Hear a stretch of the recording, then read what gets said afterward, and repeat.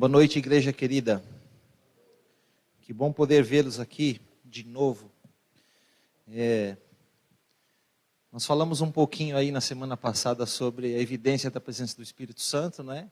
E eu posso dizer que eu vejo aqui o fruto do Espírito Santo nessa igreja, porque a Bíblia fala que a paciência faz parte do dom do Espírito, né, Ricardo? Vocês já tiveram paciência aí comigo 6 domingos e agora tiveram mais 8, então realmente vocês são cheios do Espírito Santo, viu? Não há dúvida. Alegria também tem. É um prazer estar aqui com vocês. Para mim, eu posso dizer assim que é uma pena, não é? Que esse é o último domingo. Eu falava com o Ricardo, não me recordo quando agora, que eu gosto muito de vir aqui porque eu me sinto muito bem aqui, falando para vocês. A gente percebe que vocês realmente são bem assim, atenciosos e interessados no estudo da palavra de Deus. E esse é o maior incentivo para qualquer pregador. Quando ele fala para um auditório que tem interesse na palavra de Deus, ele fica mais à vontade, se sente melhor falando da palavra de Deus. Hoje nós vamos aí encerrar a nossa série. E eu quero falar para vocês sobre um assunto muito importante. Vocês vão ver que esse assunto ele vai ser assim decisivo para a nossa salvação. Eu começo dizendo que hoje, nos dias de hoje, quando eu olho para o mundo e enfoco o aspecto religioso, o que eu enxergo? O que é que você enxerga quando você olha para o mundo hoje? Eu vejo que de um lado, as pessoas. E as pessoas, elas estão enfrentando problemas terríveis, na verdade, seríssimos. Problemas de relacionamento, problemas financeiros, problemas de saúde. Alguns vivem aí verdadeiras crises espirituais. E essas pessoas estão buscando, de qualquer maneira, solução para esses problemas da vida, que não são poucos e que não são fáceis. E agora, quando eu olho de outro lado, o que é que eu vejo? De outro lado, eu vejo as igrejas. E as igrejas agora se apresentam para essas pessoas que estão enfrentando essas necessidades, essas dificuldades, e elas se apresentam agora como sendo a solução para todos esses problemas, para todos os males da vida. E eu digo a vocês, nesta noite, que fazendo isso, essas igrejas elas estão enganando as pessoas em nome da fé. Porque elas estão oferecendo algo que elas não podem dar. Elas estão vendendo, Ricardo, algo que não pode ser vendido. Elas estão vendendo às pessoas algo que elas não têm. Elas estão vendendo o poder do Espírito Santo como a cura para os males de tudo, da vida. E estão enganando as pessoas em nome da fé. Porque você não pode dar algo que você não tem. E muitos estão sendo enganados. Alguns, quando percebem isso, quando descobrem que estão sendo enganados, agora resolvem abandonar completamente a fé. Não querem mais saber de Deus, não querem mais saber de religião, não querem mais saber de igreja nenhuma, mas a verdade é que essa é uma minoria. Uma minoria, porque a grande maioria continua sendo enganada em nome da fé. A grande maioria está disposta a dar tudo o que tem para essas igrejas, quando elas lhe oferecem o poder do Espírito Santo como a solução para os problemas da sua vida. Estão sendo enganadas. E quando eu olho para a minha igreja, não é? Eu falo a minha igreja no geral, eu percebo como nós, que somos brasileiros, praticamos muito bem aquela parte do nosso hino nacional, que diz assim, deitado eternamente em berço esplêndido, né? A gente olha para tudo isso aí e fica desse jeito, parece assim, não, isso não tem nada que ver comigo, isso não tem nada que ver, não me afeta, não tenho nada que ver com isso. Eu vou dizer uma coisa para você nesta noite, talvez te surpreenda. Muito se engana aquele que pensa que não tem nada a ver com isso. Muito se engana aquele que pensa, aquele que acha que não está sendo envolvido por essas coisas. E eu digo a vocês, querendo ou não, todos nós temos tudo a ver com isso. Tudo. Sabe por quê? Porque nos últimos dias da história deste mundo de pecados, que são os dias em que nós estamos vivendo, você não tem escolha. você não tem alternativa. Nos últimos dias, que são esses que nós estamos vivendo, todo ser humano, querendo ou não, todo ser humano, ele vai ser cheio, ele vai ser possuído por algum espírito. Ou você e eu seremos possuídos e seremos cheios do Espírito Santo de Deus, ou seremos possuídos e seremos cheios de outro espírito. Não tem alternativa, não tem escolha. E quem diz isso, meus amigos, não sou eu. Quem diz isso é Deus. Deus através do dom profético que Ele outorgou a esta igreja. Isso é o que a senhora White diz no livro O Desejado de Todas as Nações, na página 466. Olha o que ela fala.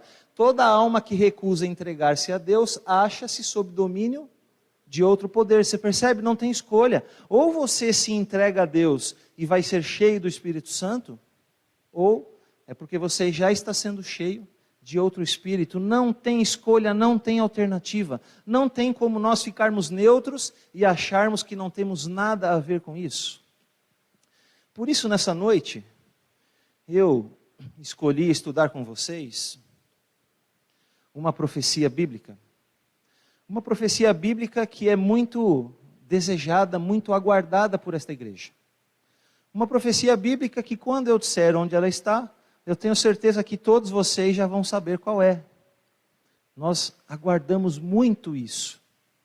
Mas eu temo em dizer a vocês que talvez sejam muito poucos aqueles que compreendam realmente o significado desta profecia. Antes de nós abrirmos a Bíblia e eu dizer onde ela está, eu vou pedir para que você feche os seus olhos. Vamos falar com Deus. Pai querido, obrigado porque o Senhor tem cuidado de nós durante toda a nossa vida, especialmente nesses 8 domingos, Senhor Deus, contando com hoje, onde nós estivemos aqui reunidos e estamos ainda para estudar sobre o Espírito Santo, Pai. Hoje é o encerramento desta série, por isso eu te peço, Pai, que hoje, de uma maneira muito especial, o seu Santo Espírito se manifeste aqui nesta igreja, que Ele nos oriente, que Ele nos conduza no estudo que vamos fazer agora da sua palavra, para que possamos compreender exatamente aquilo que o Senhor quer nos mostrar nesta noite. Perdoe os nossos pecados. É o que eu te peço e agradeço, e eu faço em nome de Jesus. Amém. Abra sua Bíblia no livro do profeta Joel. Profeta Joel, capítulo 2.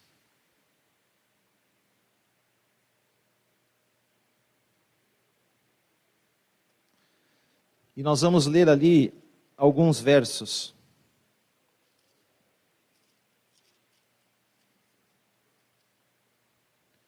Livro do profeta Joel. E eu quero ler ali com vocês 4 versos. Quero ler primeiro o verso 23 e 24, depois vamos pular para o verso 28 e o verso 29. Joel capítulo 2, verso 23, a palavra de Deus diz assim: Alegrai-vos, pois, filhos de Sião, regozijai-vos no Senhor vosso Deus, porque Ele vos dará em justa medida a chuva. Fará descer como outrora a chuva temporã e a serôdia. As eiras se encherão de trigo e os lagares transbordarão de vinho e de óleo. Verso 28. E acontecerá depois que derramarei o meu espírito sobre toda a carne. Vossos filhos e vossas filhas profetizarão, vossos velhos sonharão e vossos jovens terão visões. Até sobre os servos e sobre as servas derramarei o meu espírito naqueles dias. Na semana passada nós estudamos sobre o dia do Pentecostes. Estudamos o capítulo 2, especialmente, do livro de Atos dos Apóstolos. E nós vimos que o Espírito Santo ali desceu sobre os apóstolos de Jesus. Os 12 foram capacitados a falar nas línguas das nações que estavam ali representadas, para que eles pudessem agora então pregar para aquelas pessoas sobre a ressurreição de Jesus. E havia ali sacerdotes, o sumo sacerdote, fariseus, príncipes. E ao perceberem isso, eles começaram a acusar os apóstolos de Jesus de estarem bêbados, para que as pessoas não dessem ouvidos àquilo que eles iriam falar. E agora então Pedro se levanta e ele vai fazer a sua defesa através de um grande sermão. E nesse sermão, o que é que Pedro faz? Ele fala da ressurreição de Jesus e ele diz que aquilo que estava acontecendo naquele momento era o cumprimento desta profecia. Ele recita a profecia de Joel, capítulo 2, essa que nós acabamos de ler agora. E as pessoas que estavam ali, meus irmãos, ao ouvirem essas palavras, eles entenderam perfeitamente o que é que estava acontecendo ali. Porque eles também conheciam aquilo que nós estudamos aqui, quando falamos sobre o Espírito Santo como espírito de profecia. Eles compreendiam, Ricardo, que no Antigo Testamento, o Espírito Santo estava associado aos líderes da nação, aos profetas, aos reis, aos príncipes, aos sacerdotes, mas não estava associado às pessoas mais simples. Por quê? Eu disse a vocês, porque o método de evangelismo escolhido por Deus em todo o Antigo Testamento era um método corpóreo e localizado. Deus escolheu uma nação, o povo de Israel, e estabeleceu essa nação no melhor lugar do mundo, na encruzilhada da vida, que era Jerusalém. Quando você estuda os mapas daquela época, você vê que Jerusalém era o centro do mundo, porque todas as estradas conhecidas da época, todas elas se encontravam em Jerusalém. Todos os povos, para se locomoverem de um lado para o outro, todos tinham que passar em Jerusalém. Então Deus estabeleceu esse povo ali, para que ele fosse um povo próspero, rico, feliz, que vivesse em paz. E as nações agora passando por ali, vendo tudo isso, os reis dessas nações chegariam aos reis de Israel e diriam assim, olha, conta o segredo aí para mim, porque eu também quero isso para o meu povo. E o que é que eles fariam? O que é que eu disse a vocês? Eles então agora abririam as portas do santuário e mostrariam para aquelas pessoas que havia um único Deus verdadeiro e que viria e que morreria pela salvação de todos, para que eles acreditassem nesse Deus e então encontrassem também salvação. Mas infelizmente, eu digo que na história do povo de Deus, infelizmente a apostasia sempre começa de cima para baixo. E os reis da nação, quase nunca ou muito poucas vezes, tinham alguma semelhança realmente com o seu Deus. Eles não representavam Deus de maneira correta. Por isso agora, a partir do dia do Pentecostes, Deus muda isso tudo.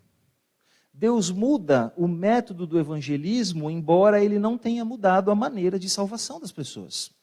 Em todo o Antigo Testamento, as pessoas eram salvas como? O Espírito Santo vinha e fazia com que as pessoas olhassem para um santuário terrestre e com os olhos da fé elas enxergavam um Salvador, um Messias que viria e que morreria por elas, para que elas pudessem ter salvação. Hoje não é diferente. O Espírito Santo hoje faz com que nós olhemos com os olhos da fé para um santuário celestial e lá nós enxergamos um Salvador que veio a este mundo, que morreu por nós para que nós possamos ter salvação e que está intercedendo dia e noite por nós lá diante do Pai. Então a maneira de Deus salvar as pessoas sempre foi a mesma. O Espírito Santo sempre vai trabalhar no sentido de conduzir as pessoas a Jesus Cristo. Mas o método da missão muda. Porque a partir do Pentecostes não era mais uma nação evangelizando outra nação. A partir do Pentecostes agora é o início do ministério de todos os crentes que o apóstolo Pedro fala. A partir do dia do Pentecostes, todo aquele que cresce e aceitasse o Senhor Jesus seria um conduto de rios de água da vida. Onde houvesse agora um pecador, haveria lá um filho de Deus para levar essa mensagem a eles. E as pessoas entenderam isso perfeitamente naquele dia. Tanto que elas fizeram o quê? Elas começaram a perguntar para Pedro e a todos, olha, eu também quero isso para mim. Como eu faço para receber esse dom do Espírito Santo? Como eu faço para receber o poder do Espírito Santo? E Pedro então recita essa profecia de Joel, capítulo 2, que nós estudamos, que nós vamos estudar hoje. E aqui, na palavra de Deus, o poder do Espírito Santo é representado por um símbolo. E que símbolo é esse? Chuva. Chuva. Chuva temporã e chuva serôdia. O que são essas chuvas? Qual é a diferença entre uma e outra? Sabe qual é a diferença entre chuva temporã e serôdia? Nenhuma. Não há diferença. Porque chuva sempre é chuva, água sempre é água, não muda. A diferença não está na chuva. A diferença está no clima do planeta e no uso que os agricultores fazem da chuva. Chuva temporã é uma chuva que cai ali na região da Palestina nas primeiras semanas do outono. E por ser as primeiras semanas do outono, como é que está o clima do planeta? Está mais frio. Então não é muita chuva, é pouca chuva. E ela não cai de uma vez, ela cai constantemente e ela vai caindo. E como é que os agricultores se aproveitam então dessa chuva lá? Conforme ela vai caindo, ela vai amolecendo o solo. E agora então eles passam ali o arado, lançam as sementes, e a chuva vai caindo e vai fazendo com que essa semente brote, germine, e dê ali, a planta nasce ali, né? O trigo, e agora então ela vai fazer com que o trigo dê o fruto, o grão do trigo. Agora, quando chegamos ali nas primeiras semanas da primavera, então agora cai aquela chuva que é chamada chuva serôdia. E nas primeiras semanas da primavera, como é que está o clima do planeta? Está mais quente. Então agora é mais chuva, é mais água, é mais forte a chuva. E essa chuva, ela vai fazer o quê? Ela faz agora com que aquele grão esteja maduro, pronto para o dia da colheita. Essa é chuva temporã e chuva serôdia, não tem diferença. A diferença está no clima do planeta e no uso que os agricultores fazem dela. Trazendo agora para a aplicação espiritual, o que é chuva temporã e o que é chuva serôdia. Chuva temporã é aquela que o apóstolo Pedro diz que caiu nos dias deles. O poder do Espírito Santo foi derramado ali sobre todas as pessoas de maneiras diferentes. No coração de todos, o Espírito Santo atuou de uma maneira a amolecer esse solo aqui. Foi amolecendo o coração. E para os apóstolos de Jesus, ele os capacitou para que eles lançassem as sementes do Evangelho. Essas sementes caíram em um solo fértil, um solo amolecido. E o Espírito Santo continuou atuando e fez com que essa semente germinasse, brotasse e desse o fruto. E qual foi o fruto de Atos 2? Qual foi o fruto? Aquilo que você e eu somos hoje. O fruto de Atos 2 é o cristianismo, a igreja cristã, a igreja de Jesus Cristo nasceu ali. Chuva serôdia é aquela que vai cair nos últimos dias da história deste mundo. E como é que vai estar o clima do planeta nesses dias? Como é que vai estar o clima do pecado mais intenso? Ele vai estar atingindo o limite. Então agora Deus derrama mais água, é mais chuva, é mais poder. É o Espírito Santo derramando o seu poder na sua plenitude. Agora, o texto diz que para que a chuva serôdia caia, primeiro tem que cair qual? A temporã. E quando ela cai, o que é que ela faz? Ela faz com que as eiras se encham de trigo e os lagares transbordem de vinho e de óleo, para que depois então caia a chuva serôdia. E eu pergunto a você que está aqui nesta noite, o que significa isso? O que são as eiras se enchendo de trigo? O que são esses lagares transbordando de vinho e de óleo para que depois, e somente depois, Deus derrame o poder na plenitude do Espírito Santo?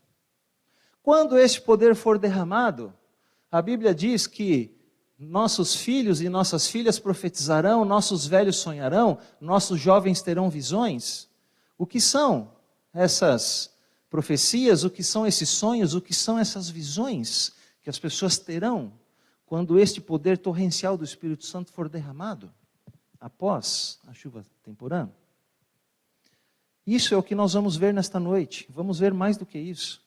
Vamos ver o que é a chuva serôdia, vamos ver quando é que ela vai cair, vamos ver o que é que ela vai produzir na terra quando ela for derramada, quais serão o resultado de tudo isso. Mas eu quero fazer diferente hoje.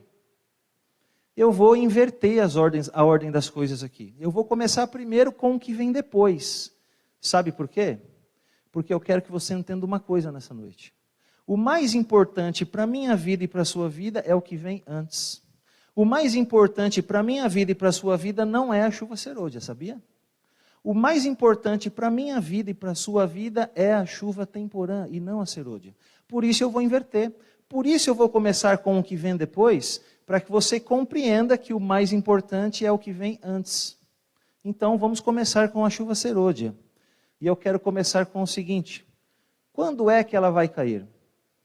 Quando será que Deus vai derramar a chuva serôdia?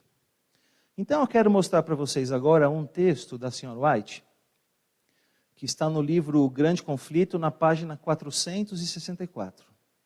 E eu vou pedir uma coisa para vocês. Eu quero que vocês decorem a página desse livro. Livro O Grande Conflito, página 464. Entenderam? Qual é a página? Isso. Vocês vão entender por quê. Porque quando nós estivermos mais à frente da mensagem, e aí eu vou dizer assim para vocês, irmãos, qual foi a página mesmo que eu pedi para vocês decorarem? Isso, 464. Então, vamos a ela. E eu vou dividir esse texto em várias partes, para que vocês possam ir compreendendo ele gradativamente. O texto começa desta forma. Antes de os juízos finais de Deus caírem sobre a terra. O que são os juízos finais de Deus que vão cair sobre a terra? E isso, nós fizemos aqui uma série de 6 domingos sobre eventos finais e eu vi que vocês lembram muito bem dele. Os juízos finais de Deus que vão cair sobre essa terra, você encontra lá no capítulo 16 do livro do Apocalipse. São as 7 últimas pragas descritas por João no livro do Apocalipse. Então, o que é que o texto está dizendo? Antes de os juízos finais de Deus caírem sobre esta terra, antes das 7 últimas pragas, o que é que vai acontecer? Veja a sequência. Haverá entre o povo do Senhor tal avivamento da primitiva piedade como não fora testemunhado desde os tempos apostólicos. O Espírito e o poder de Deus serão derramados sobre seus filhos. O grande conflito, qual página? Isso. Então veja, antes das 7 últimas pragas, vai haver um avivamento da igreja de Deus. O que é que vai acontecer? O Espírito e o poder de Deus serão derramados sobre os filhos de Deus. E o que é o Espírito e o poder de Deus sendo derramados sobre seus filhos? Chuva serôdia. Então, quando é que vai cair a chuva serôdia? Ela vai cair antes das 7 últimas pragas. Antes que venham as 7 pragas, Deus vai derramar sobre essa terra o poder na plenitude do Espírito Santo, que é apresentado na Bíblia sobre este símbolo, chuva serôdia. Agora, não é só isso. O que é que ela vai produzir quando ela cair? O que é que vai acontecer? Então veja a sequência. Naquele tempo, em que tempo? No tempo em que Deus derramar a chuva serôdia, antes das 7 últimas pragas, muitos se separarão das igrejas em que o amor deste mundo suplantou o amor a Deus e a sua palavra. Muitos, tanto pastores como leigos, aceitarão alegremente as grandes verdades que Deus providenciou que fossem proclamadas no tempo presente, a fim de preparar um povo para a segunda vinda do Senhor. Algumas pessoas, quando leem esse texto aqui, elas pensam assim, está vendo? Olha só, chuva serôdia é o quê? Santificação, não é? Porque é o que está falando o texto? Olha, ela vai cair e vai preparar o povo para a segunda vinda de Cristo. E muitos ficam pensando que chuva serôdia é santificação. Então, se você pensa assim, eu quero te desapontar agora. Porque não é isso que esse texto está dizendo. Chuva serôdia, irmãos, não tem absolutamente nada a ver com santificação. Nada. Mas tem que ver com outra coisa. Sabe o quê? Capacitação e não santificação. O que é que o texto está dizendo? O texto está dizendo que no tempo da chuva serôdia, os filhos de Deus vão ser capacitados para pregar o quê? As grandes verdades que Deus providenciou para este tempo. E eles vão pregar para quem? Pastores, leigos destas igrejas, onde o amor deste mundo tem suplantado o amor a Deus, onde o amor ao dinheiro tem suplantado o amor a Deus e a sua palavra. E essas pessoas, pastores e leigos, se separarão destas igrejas e virão para onde? Para as fileiras do povo do Senhor. E agora você tem um povo preparado para a vinda do Senhor. Chuva serôdia não é santificação. Chuva serôdia é capacitação. Os filhos de Deus vão ser capacitados, vão sair por essas portas e vão pregar com o poder do Espírito Santo. E aí, às vezes, a gente fica fazendo julgamentos e preconceitos sobre essas igrejas todas e sobre pastores e tudo mais, não é? e a gente acha assim, olha, é tudo picareta lá, não é verdade? Não, não é verdade.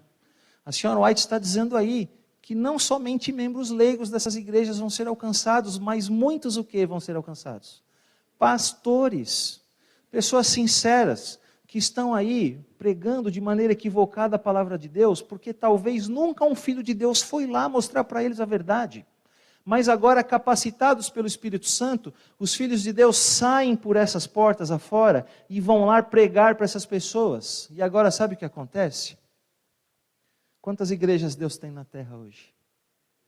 Quantas? 2. Uma visível, que é essa. E uma invisível, que é formada por pessoas sinceras de todas as denominações. Os filhos de Deus vão lá buscar o trigo que está misturado no meio do joio. E agora se levanta a igreja invisível. E se junta com esta igreja, que, irmãos, não é a igreja triunfante, mas é qual igreja? Militante. E agora esta igreja, que é a militante, se junta com a igreja invisível. E agora sim você tem a igreja triunfante, aquela que vai ascender aos céus por ocasião da volta de Jesus. Isso é o que o texto está dizendo.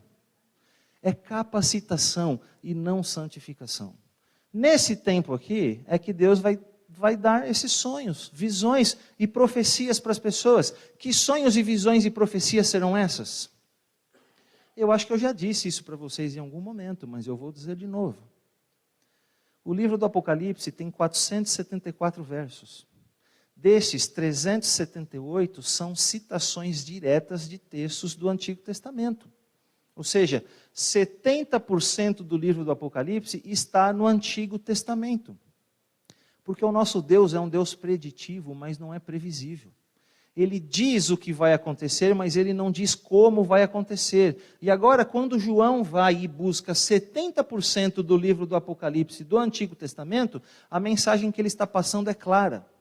Se você quer compreender uma profecia que vai se cumprir no futuro, o que é que você tem que fazer?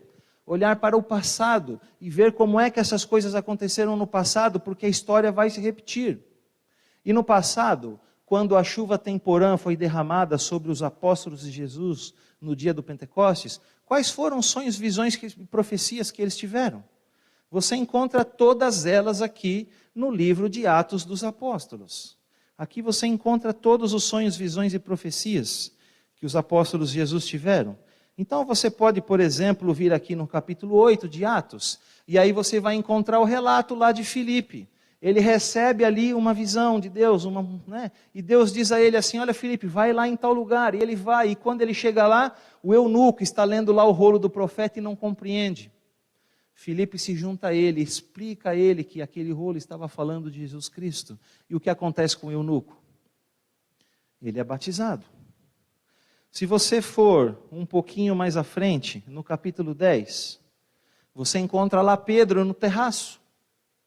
E agora ele tem uma visão daquele lençol cheio de animal imundo, não é? Que todo mundo equivocadamente entende, olha, Deus liberou agora comer tudo que não presta. Carne de porco, camarão, frutos do mar, tudo isso aí, né?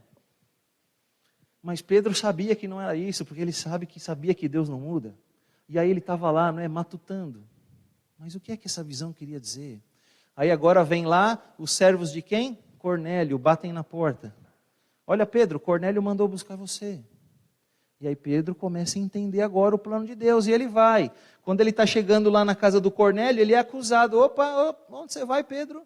Você vai entrar aí, você não pode, você é judeu. Se você entrar aí, você vai ficar imundo. Cornélio não é judeu. Aí Pedro diz, mas Deus me mostrou em visão que eu não posso considerar eles imundos. Que ele purificou, eu tenho que entrar lá e pregar o evangelho para ele. Pedro entra e prega. E o que acontece com Cornélio e toda a sua família? É batizado. Se você for um pouquinho mais à frente, aqui no capítulo 16, você encontra lá, Paulo e Timóteo estavam percorrendo ali a região frígio-gálata, e eles queriam ir para a Ásia, pregar o evangelho na Ásia, mas o que é que o texto diz? Olha, o Espírito Santo os impediu de ir pregar na Ásia. E agora então, Paulo tem uma visão, e ele vê um varão macedônio. E aí o varão diz, olha, venha para cá.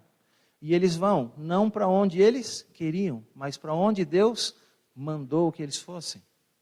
Se você for um pouquinho mais à frente ainda, no capítulo 23, aqui você encontra Paulo tendo outra visão.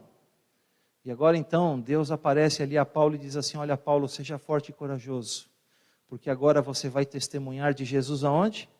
Em Roma. Percebe? Esses foram os sonhos, visões e as profecias que os apóstolos de Jesus tiveram. Todas elas de que tipo? Todas elas de cunho evangelístico. O Espírito Santo dizendo aonde pregar, e para quem pregar e quando pregar. E isso teve um efeito tão grande, a ponto do apóstolo Paulo dizer lá no capítulo 1 do livro de Colossenses, que nos seus dias não houve um único ser humano debaixo do céu a quem o evangelho não foi pregado. Está lá, Colossenses capítulo 1. O Espírito Santo mostrou a eles a quem pregar e quando pregar e como pregar. São todos sonhos e visões de cunho evangelístico. Eu vou estar na minha casa, eu não sou adventista do sétimo dia, o Ricardo vai estar lá na casa dele. O Espírito Santo dá uma visão para ele: Ricardo, amanhã você vai lá no lugar tal que você vai encontrar o Marcelo lá e vai pregar. Quando ele chega na minha porta e bate na minha porta, eu abro, ele diz: olha, Deus me mandou aqui. Eu digo: eu sei, Deus me mostrou em visão que você viria. Aí ele prega para mim, e o que acontece comigo? Eu aceito, sou batizado, e assim a igreja invisível se levanta, se junta com a visível, e temos agora um povo pronto, a igreja triunfante, aquela que vai se encontrar com Jesus no céu. Esses são sonhos, visões e profecias. Não tem nada de nova revelação. Não tem nada do Espírito Santo ficar contando o pecado de um para o outro. Não tem nada disso. Não tem nada disso. São todos sonhos e visões de cunho evangelístico com o objetivo: término da pregação do Evangelho. Porque o Evangelho não vai ser pregado, irmãos, a pregação do Evangelho não vai ser pregado por métodos humanos. O término da pregação do Evangelho vai acontecer de maneira sobrenatural, pelo poder do Espírito Santo, através dos filhos de Deus. Esse é o objetivo da Chuva Serôdia. Capacitar você. Deus quer capacitar você, para que você seja usado por Ele de uma maneira sobrenatural, para que Ele termine através de você a pregação do Evangelho. E mais do que isso, a Chuva Serôdia também vai capacitar você, para que você passe assim, intocado por esse período das 7 últimas pragas. Se você receber esse poder, tenha certeza, não importa o que queiram fazer com você, uma coisa eu te garanto, porque a Bíblia diz: nenhum fiozinho de cabelo da sua cabeça vai se perder. Deus não vai permitir. Hoje Deus permite que um filho dele tenha o seu sangue derramado, porque ele se torna em semente e muitos são alcançados. Mas depois do fechamento da porta da graça, ninguém mais vai ser alcançado. Deus seria desonrado se um filho seu perdesse a vida. Então o poder do Espírito Santo não somente te capacita para terminar a pregação do Evangelho, mas te capacita a passar por esse período assim, intocado. Agora, me digam uma coisa. Vocês acham que Satanás sabe disso? Sabe ou não sabe? Claro que sabe. Ele estuda a Bíblia ou não estuda? Claro que estuda. Ele conhece bem essas profecias ou não conhece? Conhece melhor que a gente? Sim ou não? Que vergonha, né? Que vergonha, né? É sim, irmã. Mas tem uma coisa que a senhora e eu temos e ele não tem, sabe o que é? A iluminação do Espírito Santo. Você acha que o Espírito Santo ilumina Satanás a entender essas profecias? Claro que não. Por isso é uma vergonha eu dizer que ele conhece melhor do que eu isso. Ele pode ter 1 milhão de anos, mas o Espírito Santo não o ilumina, e a mim ele ilumina. Então eu tenho sim que conhecer melhor que ele isso. Agora, o fato é sim que ele conhece. Ele sabe de tudo isso. Ele sabe que Deus vai derramar a chuva serôdia, o poder torrencial do Espírito Santo sobre os seus filhos, para que eles sejam capacitados a terminar a obra da pregação do Evangelho. E como é que você acha que ele está agora? Você acha que ele está assim?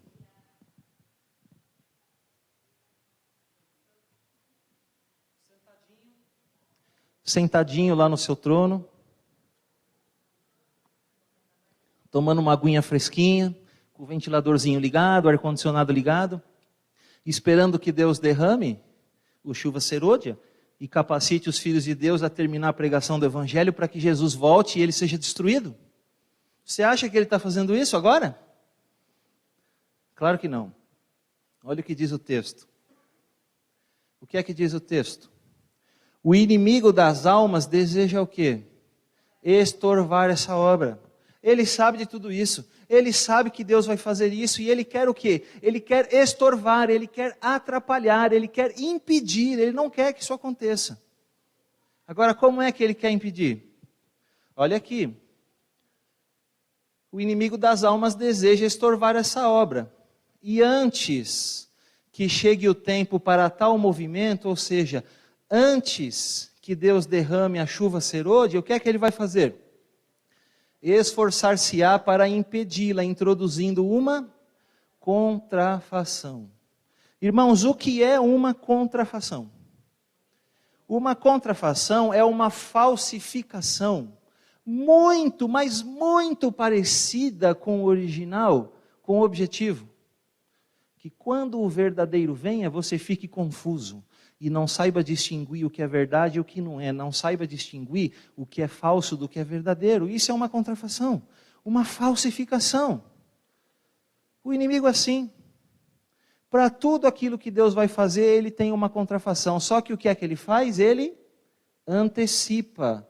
Ele sempre vem na frente. Quando Jesus veio a este mundo, antes de Jesus iniciar o seu ministério, o que foi que Satanás fez? Introduziu uma contrafação. Levantou muitos falsos cristos naqueles dias, que faziam prodígios, curas e milagres, tão parecidos como os de Jesus. E a Bíblia até fala de um deles. Você quer ver? Você quer ver como a Bíblia fala de um deles? Está aqui no livro de Atos, no capítulo 8. Olha como a Bíblia fala de um deles, um falso Cristo levantado por Satanás nos dias de Jesus. Atos capítulo 8, verso 9, 10 e 11 diz assim: Ora, havia certo homem chamado Simão, que ali praticava a mágica, iludindo o povo de Samaria, insinuando ser ele grande vulto, ao qual todos davam ouvidos, do menor ao maior, dizendo: Este homem é o poder de Deus, chamado o quê? O grande poder. Não está em letra maiúscula aí esse grande poder na sua Bíblia? Sabe por quê? Esse era um dos títulos do Messias. Um dos títulos do Messias. Esse homem se dizia ser o Messias, um falso. Uma contrafação introduzida por Satanás. Quando Deus chamou a senhora White a profetizar e ela profetizou, antes dela Deus chamou 2 homens. William Foy e Hazen Foss. E o que é que esses homens fizeram com o chamado? Rejeitaram o chamado, sabe por quê? William Foy, porque era negro. E os 2, porque antes de Deus chamá-los, Satanás já prevendo isso, o que é que ele fez? Levantou muitos falsos profetas naquele dia, e as pessoas estavam sendo enganadas, e não podiam sequer ouvir o nome profeta. Por isso a senhora White se intitulava uma mensageira, e não uma profetisa, porque esse nome estava em descrédito, porque Satanás introduziu uma contrafação, levantou muitos falsos profetas. Quando fizemos a série aqui de eventos finais, nós vimos que o último ato do drama do engano vai ser qual? Antes que Jesus volte, Satanás vai introduzir uma outra contrafação. E o que é que ele vai fazer? Ele vai imitar a volta de Jesus. O inimigo é assim. Para tudo aquilo que Deus vai fazer, ele sempre tem uma contrafação. Ele sempre tem uma falsificação muito parecida com o verdadeiro, para que quando o verdadeiro vem, as pessoas fiquem confusas e não saibam distinguir o certo do errado. Ele vai introduzir uma falsificação da chuva serôdia. Agora, onde é que você acha que ele vai introduzir essa falsificação? Onde é que você acha? Você acha que vai ser no mundão? Não. Olha aqui, ó. Nas igrejas que puder colocar sob seu poder sedutor. Nas igrejas onde o amor ao mundo é maior que o amor a Deus. Nas igrejas onde o amor ao dinheiro é maior que o amor a Deus. Nas falsas igrejas que ele levanta cada dia neste mundo. É lá que ele vai introduzir essa contrafação. Nas igrejas. E olha o resultado dessa contrafação. Olha o resultado dessa falsificação. Fará parecer que a bênção especial de Deus foi derramada. manifestar-se-á o que será considerado como um grande interesse religioso. Irmãos, o que é um grande interesse religioso, senão um avivamento? Ele vai introduzir uma falsa chuva serôdia no mundo, nas igrejas, e vai produzir um avivamento, mas será um falso avivamento. Por quê? Porque nós vimos aqui, quando estudamos no segundo encontro, o Espírito Santo no Antigo Testamento, como o Espírito de profecia, nós vimos que tem duas palavrinhas, não vimos? Na poesia hebraica do Antigo Testamento, que nunca se separam. Uma é Ruach, que é Espírito Santo, e a outra é Davar, que é palavra de Deus, um binômio inseparável. Onde está o Espírito Santo, está a palavra de Deus. Onde se manifesta o Espírito Santo, a palavra de Deus é pregada, compreendida e vivida corretamente. Agora, os nossos irmãos todos aí, pentecostais, neopentecostais, carismáticos, eles dizem ter o poder do Espírito Santo. Mas o que é que eles estão fazendo com a Davar? Olha, o sábado foi abolido, não é? O Antigo Testamento não vale mais, é só o Novo Testamento, é graça, não tem nada que ver obra mais. Não é isso que eles pregam. Eles dizem ter o Ruach, mas estão rejeitando a Davar. E isso é impossível, porque Ruach e Davar não se separam nunca. Espírito Santo e Palavra de Deus nunca se separam. Não tem como dizer que recebe o Espírito Santo e que é cheio do Espírito Santo, se não é um tremendo conhecedor, pregador e praticante da Palavra de Deus. Por isso eu digo que esse é um falso avivamento, e por isso a senhora White diz isso também. Multidões exultarão de que Deus esteja operando maravilhosamente por elas, quando a obra é de quem? De outro espírito. Que espírito? Sob disfarce religioso, Satanás procurará estender sua influência sobre todo o mundo cristão. É um falso avivamento. É uma falsa chuva serôdia. Porque não é obra de Deus. Mas é obra de quem? Satanás. Deixa eu mostrar uma coisa para vocês. Dá uma olhada nisso aqui. Isso já tem alguns anos já.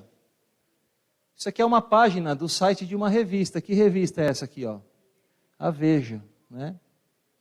Olha o título da reportagem. O diabo entra na briga entre Edir Macedo e Valdemiro. Pastores recorrem até o inferno para vencer guerra por fiéis no mercado da fé. Igreja Universal de Macedo perde fiéis e receita para a Mundial de Valdemiro. E aqui tem uma foto de quem? Do Edir Macedo. E ele está fazendo o que aqui? Ele está supostamente aqui expulsando o demônio dessa mulher. E aqui tem um texto bem pequenininho, não sei se você enxerga aí, mas está escrito assim, ó. Edir Macedo para fiel supostamente possuída pelo demônio. É você que tem tirado os pastores da Universal? Sabe o que é que estava acontecendo? Os pastores da Universal estavam indo embora para a igreja do Valdemiro. Sabe por quê? Porque o Valdemiro estava dizendo que o Edir Macedo tinha câncer. E segundo o que o próprio Edir Macedo ensina na sua igreja, se ele tem câncer é por quê? O que é que ele ensina lá? Que uma pessoa tem câncer por quê? Porque está possuída pelo demônio, não é? Aí ele expulsa o demônio e a pessoa é curada. Não é assim que acontece? É. Então, se o Valdemiro estava dizendo que o Edir Macedo tinha câncer, o que é que significa segundo o que ele mesmo ensina? É porque ele estava possuído pelo demônio.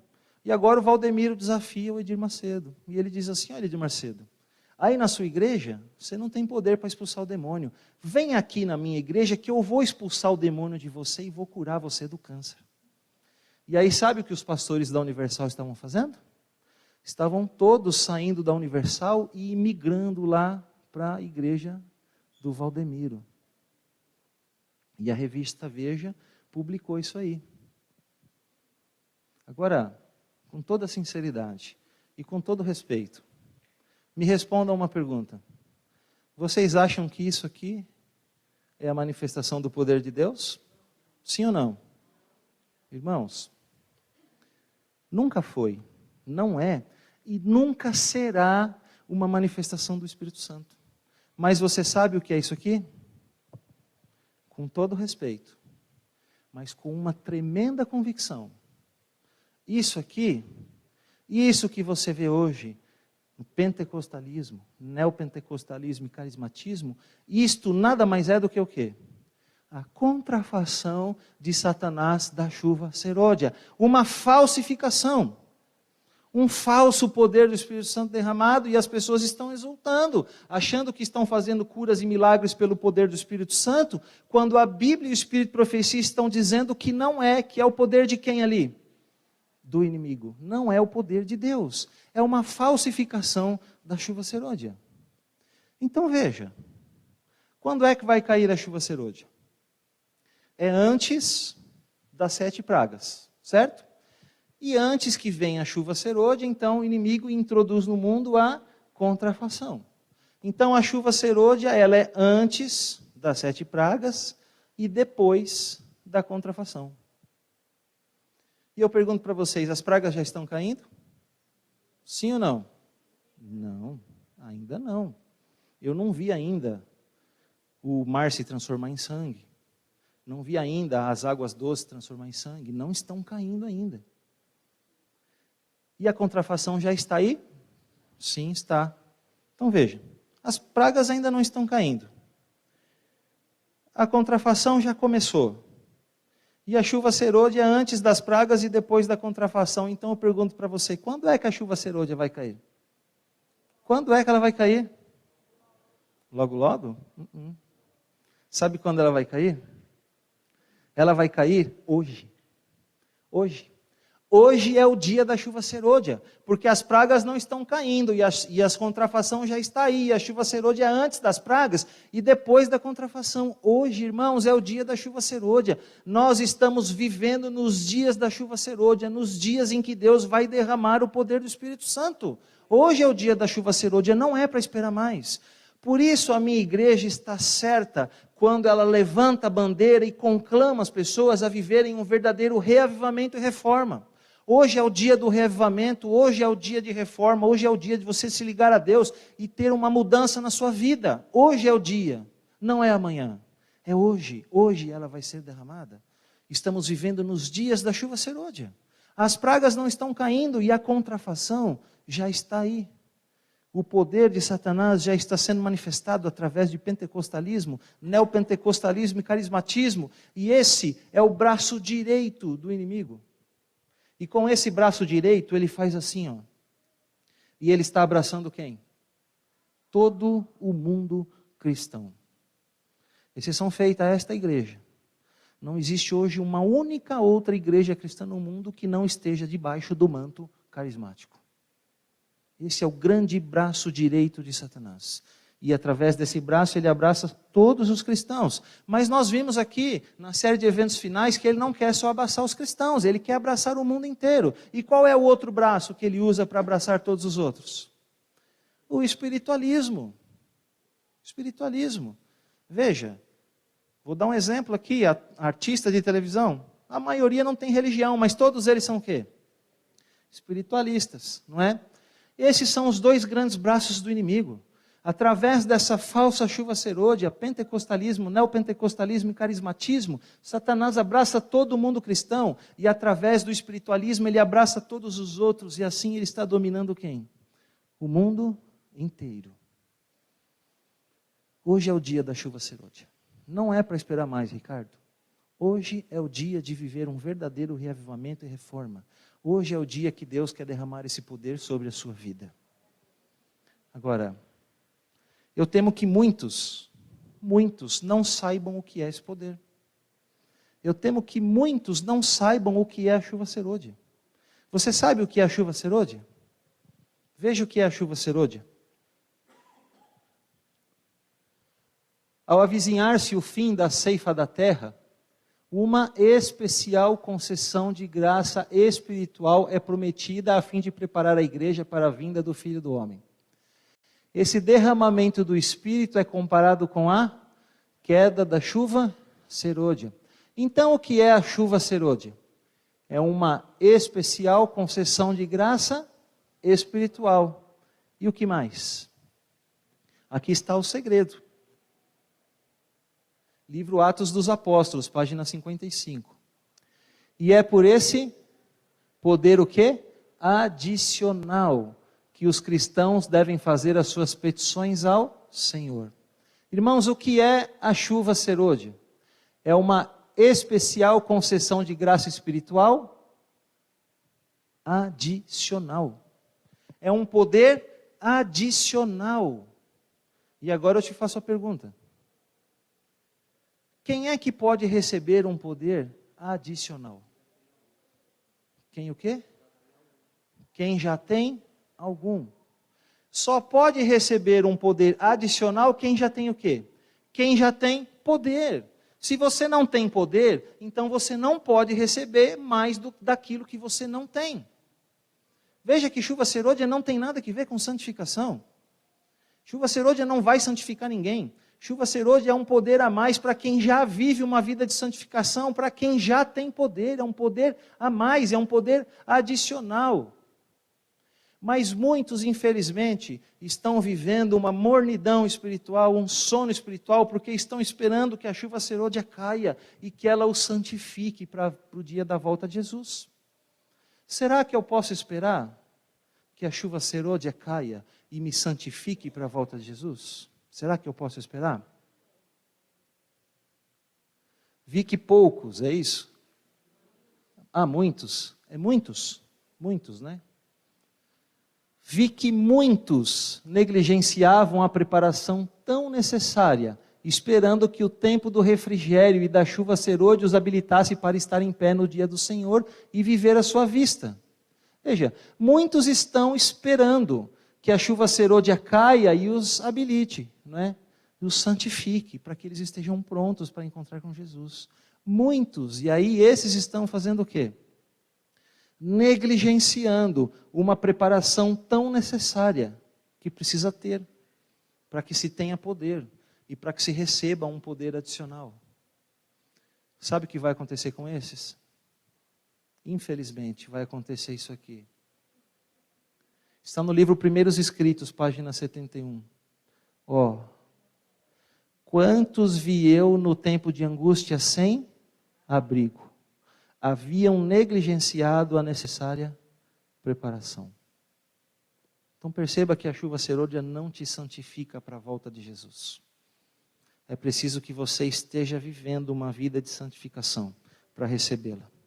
É preciso que você tenha poder na sua vida hoje para que você receba um poder adicional. É preciso uma preparação necessária. Agora, qual é esta preparação? Qual é essa? Aqui está. A menos, porém, que os membros da igreja de quem? De Deus. Será que vocês são os membros da igreja de Deus? Sim ou não? Amém. Eu acredito nisso, de verdade. Então, se eu tirar ali do texto Igreja de Deus e colocar Igreja Adventistas do Sétimo Dia da Vila Alpina, o texto vai continuar certo, não vai? Claro que vai. Vai ou não vai, Ricardo? Vai. Olha só como vai ficar o texto. A menos, porém, que o Marcelo e os membros da Igreja Adventistas do Sétimo Dia da Vila Alpina, amanhã, é isso? Hoje. A menos, porém, que o Marcelo e os membros da Igreja Adventistas do Sétimo Dia da Vila Alpina, hoje, estejam em viva associação com a fonte de todo o crescimento espiritual, não estarão prontos para o tempo da ceifa. Quem é a fonte de todo o crescimento espiritual? Vocês estão estudando sobre ele 8 domingos. Quem é? Espírito Santo. A menos, porém, que o Marcelo e os membros da Igreja Adventista do Sétimo Dia da Vila Alpina, hoje, mantenham suas lâmpadas espevitadas e ardendo, deixarão de receber o que é a graça adicional? Chuva serôdia, em tempos de especial necessidade. Livro Atos dos Apóstolos, página 55. Irmãos, onde é que você encontra isso aqui na Bíblia? Lâmpadas espevitadas e ardendo, onde é que está isso? Olha só que interessante, o nosso primeiro encontro, quando falei aqui para vocês da parábola das 10 virgens. Lembra que eu disse a vocês que a diferença entre os dois grupos de virgens era que uma era imprudente, por quê? Porque confiava na sua experiência do passado com o Espírito Santo. Mas o grupo das prudentes, das que vão entrar para a festa do noivo, né? As nécias, elas confiavam na sua experiência do passado. Mas as prudentes, elas tinham uma experiência do presente com o Espírito Santo. Elas tinham azeite para renovar a lâmpada e manter a lâmpada o quê? Espevitada e ardendo. E qual foi a conclusão que nós chegamos naquele dia? Que a parábola das 10 virgens é um retrato profético fiel e verdadeiro, pintado pelo Senhor Jesus da Igreja Adventista do sétimo dia. E esse retrato, embora pareça bonito, porque o Senhor Jesus apresenta a sua igreja como uma igreja pura, como uma igreja que tem a palavra, que aguarda a sua vinda, mas ele não é tão bonito assim. Porque ele mostra que pelo menos a metade da igreja pode estar sem o Espírito Santo hoje. E se estiver assim no dia do fechamento da porta da graça, vai se perder. Por quê? Porque não mantém mais a lâmpada espevitada e ardendo. Como é que se mantém a lâmpada espevitada e ardendo? Como é que se tem um vivo e íntimo relacionamento com o Espírito Santo todos os dias? Nós falamos sobre isso várias vezes. Quais são os 3 pilares para isso? Lembra? Oração, estudo da Bíblia e testemunho. Você viver realmente aquilo que você prega. Infelizmente, a grande maioria não pratica mais esse exercício espiritual. Especialmente aquela parte que diz assim, quando Jesus diz assim, olha, permanecei em mim e eu permanecerei em vocês. Lembra? Todos nós somos ligados à videira no dia do nosso batismo, não é? Agora Jesus diz assim, agora você permanece em mim para que eu possa permanecer em você. E como é que se permanece? João 6,56. Quem comer a minha carne e beber o meu sangue permanece em mim e eu nele. Está falando ali de se alimentar todos os dias do próprio Jesus Cristo. E como é que fazemos isso? Estudando a Bíblia, a palavra. Irmãos, isso aqui é muito sério. Isso aqui é muito triste. Sabe por quê? Um dia desses aí, já faz um tempinho já, eu estou pregando essa série para vocês aqui agora, mas eu preguei ela em muitos lugares aí há uns anos atrás. E um dia, o pastor Camacho foi lá na minha igreja, e ele viu que eu estava fazendo essa série lá na minha igreja, Ricardo. E aí ele falou assim para mim, olha, quero que você vá lá na minha igreja fazer essa série aí. E me convidou para fazer a série lá na igreja dele, lá no Morumbi. Não foram 8 domingos como aqui, foram 4 domingos, um mês. Mas eu fui lá fazer essa série. E no último domingo, qual foi o sermão que eu preguei? Este aqui. Quando terminei, os irmãos me cumprimentando à porta, uma mulher me procurou para conversar em particular, e ela me fez uma pergunta. E ela perguntou assim, irmão, por que você não pode vir aqui pregar esse sermão de sábado? Eu olhei para ela e disse, olha, irmã, não é que eu não posso, é que vocês me convidaram para pregar no domingo. Se vocês tivessem me convidado para pregar no sábado, o que é que eu faria? Eu pregaria no sábado, não é? E aí ela me disse por que ela estava fazendo essa pergunta. Porque enquanto eu estava pregando, ela procurou um dos anciãos da igreja. E ela disse ao ancião assim, mas por que você não chamou ele para pregar isso aqui no sábado? Sabe o que o ancião disse para ela? Imagina, irmã, onde a senhora está com a cabeça? Já pensou? Esse camarada vir aqui no sábado e pregar isso, com a igreja lotada, cheia de visita. O que é que vai acontecer? As visitas vão vir isso aí e nunca mais põem o pé aqui dentro dessa igreja. Ela veio me contar isso. Eu disse para ela assim, olha irmã, eu não concordo com ele. Eu acho que a palavra de Deus tem que ser pregada. E a obra de convencer quem está aí sentado é de quem? Espírito Santo. Qual é a obra do pregador? Pregar a palavra de maneira correta. E qual é a obra do Espírito Santo? Convencer as pessoas. Então, se o pregador prega e a pessoa não aceita, a responsabilidade é de quem? Da pessoa e do Espírito Santo, não do pregador. Se ele pregou corretamente e apresentou como deveria, não é dele, foi o que eu disse a ela. Eu não sei o que aconteceu lá, Ricardo. Não sei o que aconteceu lá. Mas, não lembro agora se foi na segunda ou na terça, o pastor Camacho me ligou. E ele falou assim para mim, Marcelo, domingo agora, o próximo domingo, domingo que vem, eu vou fazer uma vigília aqui na minha igreja com todos os líderes da minha igreja. E eu quero que você venha aqui às 4 da manhã e quero que você pregue de novo esse mesmo sermão para os líderes da minha igreja. Não sei o que aconteceu lá, mas ele me convidou. E eu falei, tá bom, eu vou. Eu fui. Provavelmente aquele ancião deveria estar lá, não é? Agora, eu não preguei exatamente a mesma mensagem. Porque até aquele momento, a mensagem vinha aqui, eu fazia um encerramento e parava. Mas depois que eu ouvi essas palavras, que um ancião de igreja fica incomodado quando a verdade é pregada do púlpito, então eu tive que mudar, mexer um pouquinho no sermão. E eu acrescentei isso aqui que eu vou mostrar para vocês agora.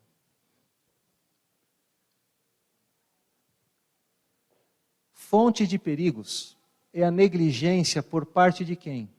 Do púlpito, de insistir sobre a lei divina. Nos dias passados, quem? O púlpito era o eco da voz da consciência. Veja, a senhora White está dizendo que o púlpito está sendo negligente, porque não prega mais aquilo que a voz da consciência manda. E quem é a voz da consciência? O Espírito Santo, não é ele que fala a nossa consciência? Ela está dizendo que o púlpito está sendo negligente, porque não prega mais o que o Espírito Santo manda. Então, vocês vão me dar licença agora, porque eu vou interrogar esse camarada aqui para saber por que ele está fazendo isso. Ô púlpito, deixa eu falar com você aqui, camarada. Por que você está sendo negligente? Por que você não prega mais o que o Espírito Santo manda? Responde aqui para a igreja.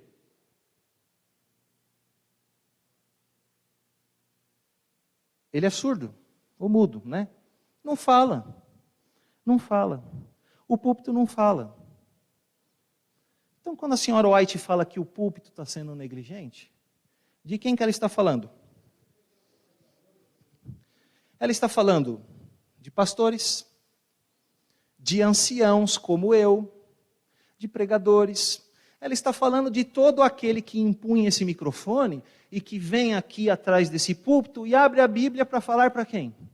Para vocês. É deles que ela está falando, é de mim que ela está falando. E ela está falando que eu posso estar sendo negligente, porque eu posso não estar mais pregando o quê? Aquilo que o Espírito Santo manda.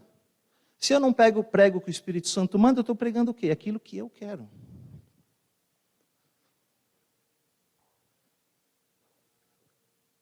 Os nossos mais ilustres pregadores davam admirável majestade aos seus discursos, seguindo o exemplo do mestre e pondo em preeminência o quê? A lei, seus preceitos e o que mais? Ameaças? Não pode? Imagina, Ricardo, falar isso aí do púlpito, vai espantar as pessoas, não é? Vai espantar as pessoas. Esse perigo leva a outro, o de não avaliar devidamente o mal do pecado, sua extensão e demérito. A tendência do púlpito moderno é separar da benevolência divina o quê? A justiça divina. O que a senhora White está dizendo? Que os pregadores estão se tornando negligentes, sabe por quê? Porque vêm aqui agora e querem falar só sobre o quê?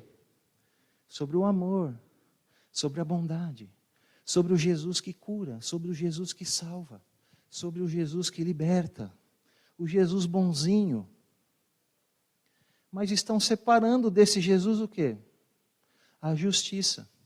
Estão separando do Jesus bonzinho, que salva, o Jesus que corrige, o Jesus que repreende, o Jesus que transforma, que julga e condena aquele que não permite ser transformado. Hoje os nossos pregadores querem vir aqui e só querem falar do amor de Deus, mas não falam mais da justiça. Sabe por quê, meus amigos? Porque, infelizmente, hoje, a igreja está entrando numa era perigosa. Sabe qual é? A era dos shows e dos espetáculos. Hoje os pregadores vêm aqui e eles olham para vocês como um público exigente, como um público reclamão, resmunguento. E agora, eles se colocam aqui mais como animadores de plateia do que outra coisa. Ficam só fazendo piadinha, contando historinha, dando risadinha, mas não pregam mais a palavra. Porque eles querem manter as pessoas entretidas, para que elas vão para casa satisfeitas e voltem aqui no próximo show e voltem no próximo espetáculo sem dar problema. Não é esse o correto. Sabe por quê? Sabe o que o apóstolo Paulo diz aqui? 2 Timóteo, capítulo 2, capítulo 4. 2 Timóteo, capítulo 4, versículo 2. Diz assim: prega a palavra, insta, quer seja oportuno, quer não, corrige, repreende, exorta com toda a longanimidade a doutrina. No verso 5, diz assim: tu, porém, sê sóbrio em todas as coisas, suporta as aflições, faze o trabalho de um evangelista, cumpre cabalmente o teu ministério.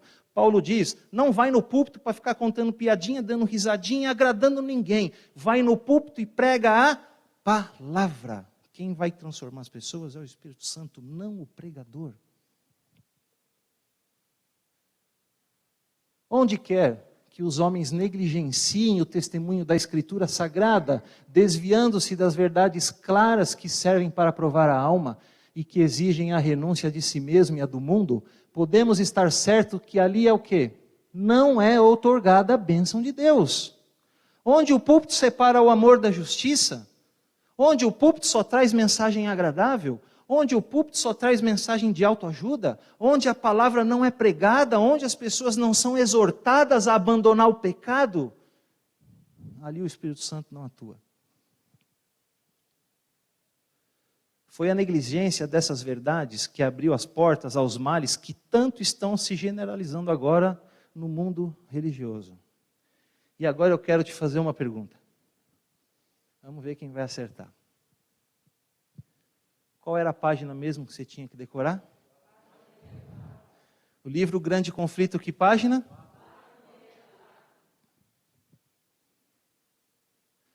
Aqui deve ser encontrado o segredo da falta do Espírito e poder de Deus nos avivamentos de nosso tempo. O Grande Conflito, que página? 464 e 465. Então, meus irmãos, com todo respeito, e eu estou me incluindo aí também, não é? Se você não está gostando de ouvir isso aqui, não adianta brigar comigo lá fora. Não adianta brigar com o Ricardo ou com os outros anciãos da igreja. Não adianta brigar com o pastor. Você tem que chegar na sua casa hoje, dobrar o seu joelho e brigar com Jesus Cristo. Porque quem está dizendo isso aqui não é o Marcelo. Quem está dizendo isso aqui, Ricardo, é quem? Jesus Cristo, através do Espírito de profecia para a sua igreja. Quem está dizendo que a chuva serôdia não está caindo, porque a verdade não está sendo pregada mais dos nossos púlpitos como deveria, não é o Marcelo, não adianta brigar comigo. Quem está dizendo isso é Deus, através do Espírito Santo, para o seu povo. Por isso, talvez ainda não tenha caído a chuva serôdia. Porque as pessoas não querem mais a palavra, só querem mensagens agradáveis. Aquilo que vem de encontro aos seus ouvidos, que vai deixar elas tranquilas. Mas se você chama o pecado pelo nome, aí não serve. Um dia desse foi um pregador lá na minha igreja, faz tempo já. Não foi um dia desses, né? Foi um dia desses há muito tempo. E ele foi pregar num sábado de manhã lá, e ele ficou, irmãos, mais de 2 horas pregando. Um testemunho maravilhoso. Começou lendo um verso bíblico, só para dizer que abriu a Bíblia, E depois ficou 2 horas falando que era drogado, que foi preso, e blá, blá, blá, e blá, blá, blá, não é? Sabe quantas pessoas levantaram e foram embora? Nenhuma. Mais de 2 horas. Ninguém foi embora por quê? Como é gostoso, né? Ouvir um testemunho. Agora vai o Marcelo lá pregar isso aqui. Pô, esse cara não vai terminar não. Estou com fome, quero ir para casa, estou cansado, acaba logo isso aí. É assim que funciona, é assim que está sendo hoje. Nós não estamos mais nos alimentando da palavra de Deus como deveríamos. O púlpito está sendo negligente. Só os pregadores hoje querem vir aqui, fazer as pessoas rirem, fazer as pessoas ficarem tranquilas. O púlpito não é para isso. Meu sogro sempre dizia, sermão é exortação. E é o que Paulo diz, prega a palavra, insta, corrige, repreende. Mostra a verdade, dá oportunidade para o Espírito Santo trabalhar. Só assim as coisas vão mudar. Só assim o Espírito Santo vai cair sobre essa igreja. Somente quando eu e você estivermos como? Cheios da carne e do sangue de Cristo. Somente quando eu e você estivermos cheios da palavra de Deus, é que vamos transbordar do poder do Espírito Santo. Olha, lembrei de uma coisa. Falei uma frase aqui que me fez lembrar de uma coisa. Quando nós estivermos cheios da carne e do sangue de Jesus Cristo, então transbordaremos do poder do Espírito Santo. Sabe do que eu lembrei? Olha do que eu lembrei. Da profecia de Joel. A chuva temporã, que tem que cair antes da serôdia, para que as eiras estejam cheias de trigo, os lagares transbordando de vinho e de óleo, para que depois, então, Deus derrame a chuva serôdia. Lembrei disso aqui. O que são essas eiras cheias de trigo? O que são? Olha aqui, ó. As eiras cheias de trigo é você e eu, cheios da carne de Cristo. O que são os lagares cheios de vinho? Você e eu. Cheios do quê? O vinho não é um símbolo do sangue de Jesus Cristo. O trigo não é um símbolo do corpo de Cristo. Somente quando você e eu estivermos cheios da palavra de Deus, é que vamos transbordar do quê? De óleo. E o que é o óleo na Bíblia? Percebe? O mais importante para a sua vida é o que vem antes e não o que vem depois. Você não deve buscar chuva serôdia. Você deve buscar chuva temporã. Chuva temporã, sim, é santificação. E não serôdia. Chuva serôdia é uma capacitação para quem já vive uma vida de santificação. E o que traz santificação para você é chuva temporã. É você aproveitar cada gotinha dessa chuva, cada segundo, para você se alimentar de Jesus Cristo através da sua palavra, para que você fique cheio do Espírito Santo. E agora então Ele te dá um poder adicional e você vai transbordar, você vai ser usado de maneira sobrenatural para terminar a obra da pregação do Evangelho. Esse é o mais importante. Busca a santificação. Busca viver uma vida de santificação. Busca viver uma vida de oração, especialmente de estudo da Bíblia. E se esforça um pouquinho para viver aquilo que você prega. Que você vai ver a mudança que vai acontecer na sua vida. Que você vai ver a mudança que vai acontecer na sua igreja. Que você vai ver a mudança que vai acontecer naqueles ao seu redor. E que você vai ver Jesus voltando nas nuvens com poder e grande glória para te buscar. Isso é chuva temporã. E isso é chuva serôdia. Chuva temporã, uma vida de santificação. Você se alimentando todos os dias de Jesus Cristo através do estudo da sua palavra. E agora, chuva serôdia é um poder adicional para você. Por quê? Porque você já está cheio, você já tem poder. Agora você pode receber a plenitude do poder do Espírito Santo. E eu quero encerrar mostrando só mais um aspecto da chuva serôdia, para que você entenda a importância disso aqui. Quando você vai lá em Mateus 24, de 42 até o 44, Jesus exorta os seus apóstolos para que vigiem, para que não sejam pegos de surpresa pela sua volta. Mas como assim? Como assim? Nós não somos discípulos hoje de Jesus Cristo? Nós não fizemos aqui uma série de eventos finais de 6 domingos? Nós não estudamos tudo aquilo que vai acontecer nesse mundo até a volta de Jesus? Então, como que nós podemos ser pegos de surpresa pela volta de Jesus? Como assim? Como que eu vou ser pego de surpresa, Ricardo, se eu já sei tudo que vai acontecer? Como?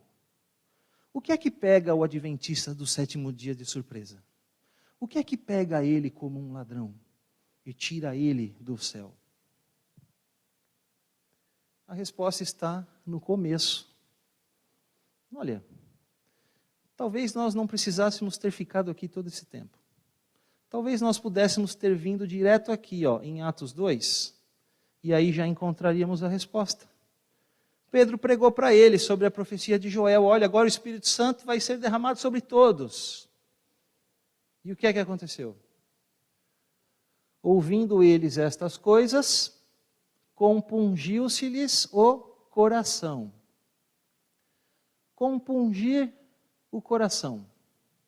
Pedro pregou com o poder do Espírito Santo. Falou a verdade ali, a verdade detestada naquela época, que era o que? Olha, Jesus ressuscitou.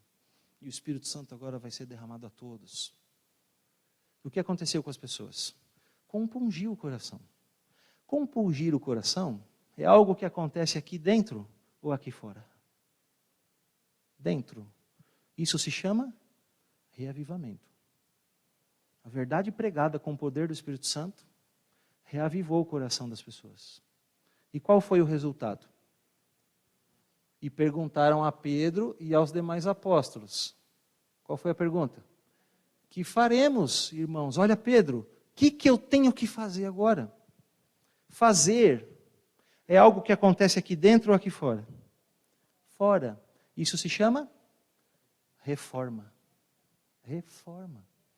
A palavra pregada com o poder tocou o coração, reavivou. Automaticamente houve uma necessidade de mudar alguma coisa. Veja a resposta de Pedro. Respondeu-lhes Pedro. Qual foi a resposta? Arrependei-vos. Arrependimento é algo que começa aqui dentro ou aqui fora. Reavive-se. Reavive-se.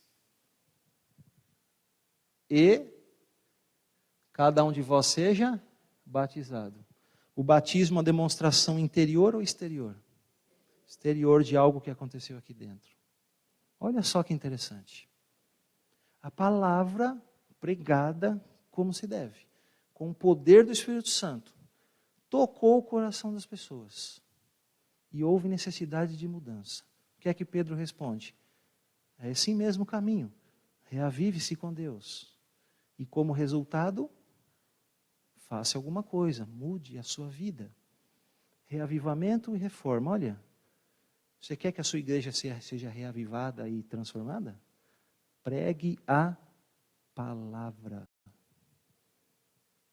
A palavra pregada, reavivamento e reforma. Qual o resultado? E recebereis o dom do Espírito Santo. Chuva serôdia. Chuva serôdia. Com que finalidade? Então, os que lhe aceitaram a palavra foram batizados, havendo um acréscimo naquele dia de quase 3.000 pessoas. Palavra pregada com o poder do Espírito Santo. Reavivou o coração. Houve mudança, transformação. Resultado: 3.000 almas alcançadas. Mas aqui era o quê? Chuva temporã, não é? E aí nós vimos que nos nossos dias é chuva serôdia. Não tem diferença, só é o quê? É mais chuva, é mais água, é mais poder. Agora imagina nos nossos dias. Uma pessoa recebe a chuva serôdia, é capacitada de maneira sobrenatural a pregar o Evangelho. Aí agora ela vai num congresso, Ricardo, num auditório aí. 15.000 pessoas lá. 15.000 pessoas. Lá no Pentecostes, Pedro pregou, certo? Quantas almas foram alcançadas? 3.000. Quantos estudos Pedro fez com aquelas pessoas? 28? Não? Fez um seminário? Não? Uma semana de oração? Não? Um sermão. Um sermão. 3.000 batizados. Um sermão. Não foi uma conferência, não foi uma série de estudos bíblicos, não foi nem uma semana de oração. Foi um sermão. 3.000 batizados. Agora, hoje, é mais poder. Então o cara vai lá, congresso, 15.000 pessoas, 10.000 não adventistas. Ele prega com o poder do Espírito Santo. Aí faz o apelo. Os 10.000 se levantam e são batizados. Agora ele vai para um estádio de futebol. 60.000 pessoas. 30.000 não adventistas lá. E ele está cheio do Espírito Santo, a chuva serôdia. Ele prega um sermão. 30.000 lá, ele faz o apelo. Os 30.000 levantam a mão, aceitam e são batizados. O que é que acontece? Com todo respeito, o mesmo que aconteceu agora aqui nessa igreja. Não ouvi nenhum amém. Nenhum amenzinho. Sabe por quê? Porque hoje, às vezes para você batizar alguém é uma batalha. Fez todos os estudos, não fez? Abandonou isso, abandonou aquilo, largou isso, largou aquilo. Quem foi que deu o estudo, onde foi, não foi? É uma verdadeira batalha. Uma batalha. E aí o inimigo vem derramando a contrafação, não é? E nós vamos vendo essa contrafação caindo. E nós vamos cada vez mais super vacinados contra ela. E aí um dia isso vai acontecer aqui dentro. Um dia o poder torrencial vai ser derramado aqui, e aí o pregador prega com o poder do Espírito Santo, 10.000 aceitam a mensagem, aí um pregador prega com o poder do Espírito Santo, 30.000 aceitam a mensagem, e sabe o que acontece? Aí os guardiães da moral e da boa conduta, os fiscais de Deus da igreja, eu nunca vi ninguém com carteirinha de fiscal assinada por Deus, mas os fiscais da igreja se levantam. Não, está errado, tem que fazer todos os estudos, não pode. Sabe por quê? Foram enganados, foram confundidos, vão achar que a manifestação é de quem? Olha, aquilo que acontece nas igrejas pentecostais entrou aqui. Um cara está lá, cheio do poder do Espírito Santo, o filho está lá, 42 graus de febre, ele não pode comprar e vender, ele está sendo perseguido porque ele guarda o sábado, não tem dinheiro nem para comprar o remédio, ele vai, ora e clama ao Senhor e o filho dele é curado. O que acontece? É o diabo. É o inimigo. Não pode, está errado. Sabe o que vai acontecer com a igreja? Vai sacudir. E aí todos esses vão ser lançados para fora, porque o ladrão que pega o adventista do sétimo dia se chama chuva serôdia. Não aproveitaram cada tempo da chuva temporã para ter intimidade com Deus. Quando este poder for derramado nessa igreja, vão ficar confusos, não vão saber distinguir o certo do errado. Porque eu só posso reconhecer aquilo que eu já conheço, vão achar que é o poder do inimigo, vão ser lançados para fora. E aí, quando Jesus voltar, sabe o que é que vão ouvir de Jesus? Não vos conheço, porque vocês não me conhecem, porque vocês não têm intimidade comigo. Nós aplicamos esse texto sempre aos nossos irmãos lá fora, mas a senhora White, no livro Parábolas de Jesus, aplica este texto a esta igreja. Muitos que guardam o sábado, muitos que devolvem o dízimo, muitos que dão estudos bíblicos e que vêm à igreja, vão ser sacudidos e lançados para fora, porque vão ser confundidos. Não conheceram o poder de Deus enquanto era tempo, não vão reconhecê-lo quando ele for manifestado na sua plenitude.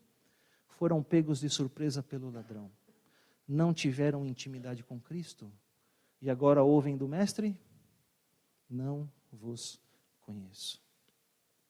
Que difícil, que duro, não é verdade? Que mensagem dura, mas é assim mesmo, irmãos. A palavra de Deus às vezes é assim, é dura. Veja Deus falando com Adão e Eva no jardim do Éden. Olha, vocês fizeram isso, agora maldita é a terra por sua causa. Agora você vai ter que suar para ganhar o pão. Agora você vai morrer. Você vai ser expulso daqui. Não foi dura a mensagem? Claro que foi. Dura, dura. Mas tem um detalhe, A mensagem de Deus às vezes é dura, e o pregador às vezes tem que apresentar ela dessa maneira, dura. Mas tem uma coisa que um pregador não pode fazer, Ricardo, porque Deus não faz. Sabe o que é que Deus não faz?